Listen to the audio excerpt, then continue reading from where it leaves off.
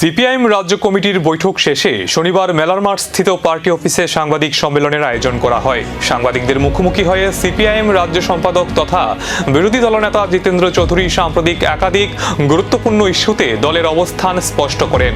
ত্রিপুরা পুলিশের মহানির্দেশক বা ডিজিপির অস্বাভাবিক মৃত্যুর প্রসঙ্গে তিনি নিরপেক্ষ ও স্বচ্ছ তদন্তের দাবি জানান।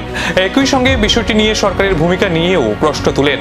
এছাড়াও সিজেপির আন্দোলন, নিট প্রশ্নপত্র ফাঁস, বিতর্ক, কেন্দ্রীয় শিক্ষামন্ত্রী ধর্মেন্দ্র প্রধানের পদত্যাগ সহ জাতীয় রাজনীতির বিভিন্ন বিষয়ে বিস্তারিত প্রতিক্রিয়া দেন।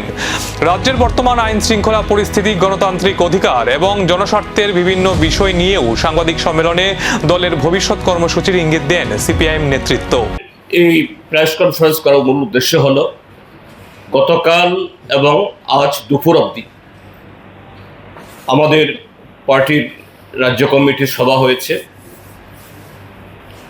এই সভা আমরা আমাদের প্রয়াত নেতাদের গত রাজ্য কমিটির সভার পর থেকে গতকাল অবধি যারা প্রয়াত হয়েছেন তার সাথে গত 20 তারিখে আমাদের রাজ্যের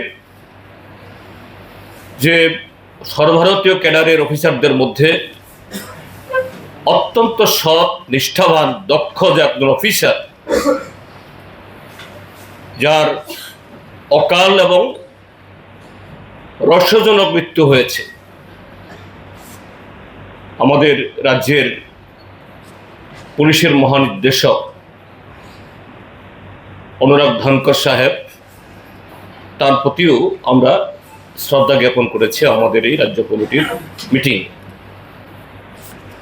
তো এই সভাতে আমরা আমাদের বিগত রাজ্য কমিটির সভা হয়েছিল গত